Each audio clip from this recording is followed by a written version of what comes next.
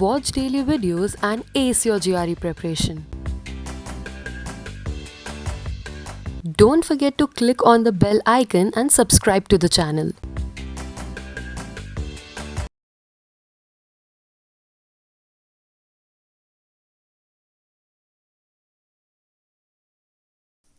Hi everyone, this is Aishwarya once again and welcome to the channel. Okay, so in this video, as you guys know, we are going to talk about GRE verbal ability strategy. Okay, so how are you going to prepare for your GRE verbal ability section, and what are the areas that you're going to get, and how are you going to tackle each of the sections? Okay, so before moving ahead, I just want you guys to let me know that if you need some other videos or some help in a particular topic, so you can just put down in the comments below and we'll be able to help you out. Okay, so now let's move ahead with the GRE verbal strategy for the day. First and the most important thing is you actually need to understand the pattern of GRE verbal ability. Okay, so I'll start with speaking about the pattern, and as I speak about each of the sections in the verbal ability, I'll also tell you what are the tips and tricks. So the first thing that I'm going to talk to you about is there is a type of question which is called as text completion question. Okay, now what do you mean by text completion? It is a fill in the blank kind of a question. Okay, and there are three parts to it. One is a one blank question. You will just find a sentence with one blank and there'll be three options. Next is a two blank question in which you will find there is a fill in the blank which has two blanks. And third type of text completion question is a three blank question in which one sentence will have three blanks attached to it. Okay, now what you have to do is you have to, and there'll be, if there are three blank questions, then there'll be three columns to it, like column number 1, column number 2, and column number 3. Column number 1 with 3 options, column 2 with 3, and column 3 with 3 options. So the first blank, okay, you have to fill it with the appropriate word from the column 1. The second blank has to be filled with the appropriate word from column 2. And the third blank has to be filled with a word from column 3. Okay, so life is easy. You have 3 words and you have to choose one of these words to fill in the blank. Now the difficult part is, since I've been telling you to do your vocabulary and learn a lot of words, GRE verbal ability is not about this is the meaning of the word, but sometimes you might also have two words which are similar in meaning and you have to actually choose the most appropriate word. Okay, so that is also very important. That is why you have to learn a lot of words and bucket down, so that if you find one word, so you know that okay, all of these 5 words were synonyms of the word, and if I'm seeing any of these words, so I know the meaning. Okay, so that's going to be people say that three blank text completion questions are the most difficult ones. If you ask me, one blank is going to be difficult because 2 and 3 blanks you will still be able to actually interpret sometimes, okay, if you don't know the meaning of the word. But one blank, you just have one blank, and if you don't understand the sentence, then you're gone. Okay, so text completion, if you have like 20 questions in one section, in GRE verbal ability you will have 20 questions in one section and you have to solve in 30 minutes, and you will have 2 such sections. Okay, if there is an experimental section, okay, so if experimental section is also verbal, then you will have 3 verbal sections. Okay, so now if you have in one section 20 questions, out of the 20 questions 10 are going to be reading comprehension, and out of the 10 questions, around 5 to 6 questions are going to be text completion, and remaining 3 to 4 are going to be sentence equivalence. Okay, now what's the difference between text completion and sentence equivalence? Now sentence equivalence question is going to be like, you will be having one sentence. Okay, you will have 6 answer choices. Okay, you will have one sentence and there'll always be one blank. There is no double, triple blank. Sentence equivalence questions will have one single sentence and one single blank, and you will be having 6 answer choices. Okay, now if you have 6 answer choices and you have one blank, what you have to do is you have to choose 2 words which are similar in meaning. Okay, first step, similar in meaning or synonyms of each other or near synonyms of each other, and second important thing is they should fit right in the sentence. Okay.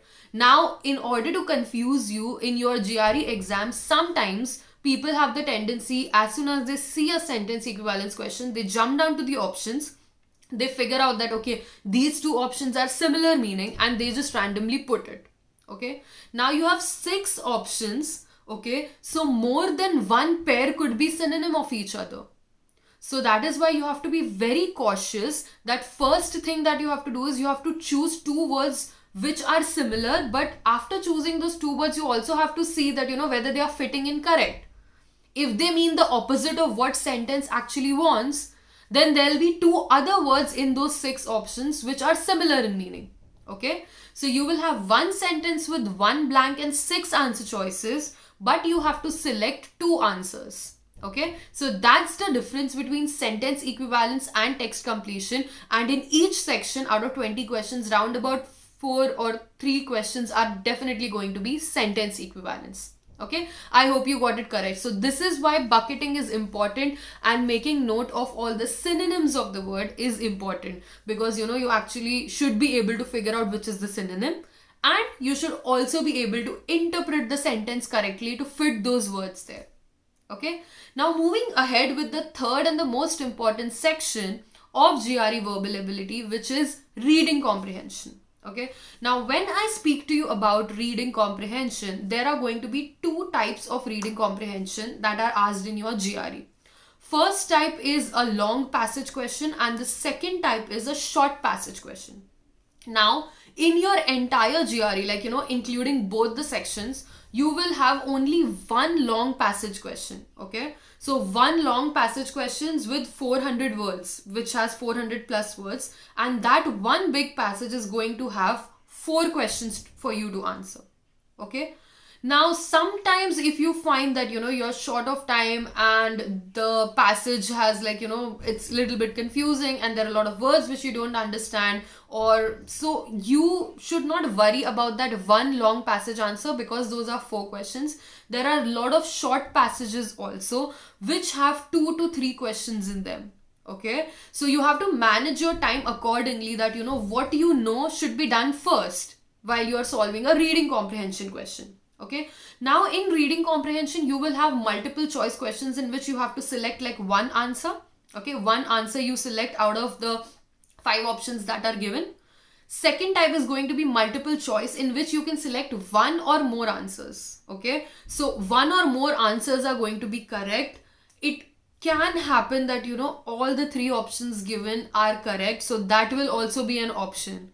Okay, but it doesn't mean that if that's there, if you feel like, so you have to actually analyze what's the answer in more than one multiple choice questions, and you have to select the options which are correct and appropriate according to the question given.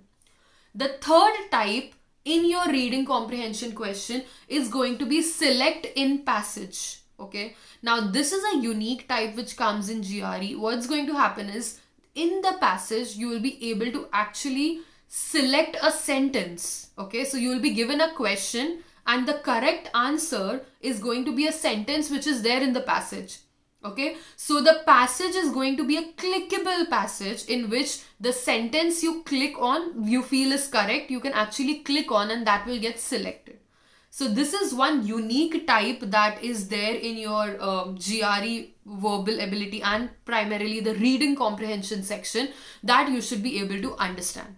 Okay, now since you guys know all the different types that actually come in GRE verbal ability, which is like text completion with 3 different types, 1 blank, 2 blank and 3 blank. Then you have sentence equivalence, in which you have to actually figure out the synonyms or near synonyms of the word. And the third is reading comprehension, which again has different types of questions. Okay, now your strategy should be clear, that first thing that I have to do is I have to build upon my vocabulary, because text completion and sentence equivalence will demand that. Okay, and the second most important thing is GRE reading comprehension is 50% of the verbal ability section.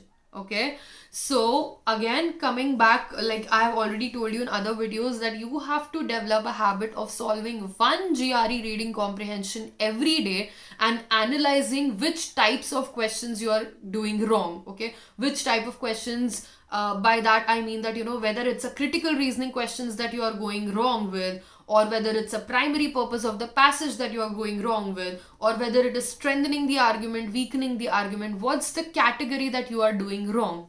Okay, so that's very important to analyze. And for text completion and sentence equivalence, logic of the sentence with coupled with a very strong vocabulary is going to do wonders for you.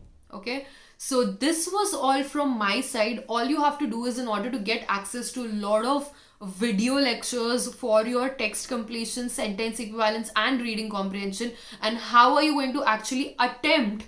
Okay, so there are around about 20 plus hours of recorded video lectures that you can get access with this course, and there'll be a lot of sectional tests only focused towards verbal ability, so that you can time yourself 30 minutes and you can solve all the 20 questions, and that is how you develop your strengths. Okay, so do check out the course link which is given below, and there is some discount going on. You have to use the coupon code GREKING50, and all the best for your exams. I'll see you guys in the next lecture. Till then, stay tuned and happy learning. Bye bye.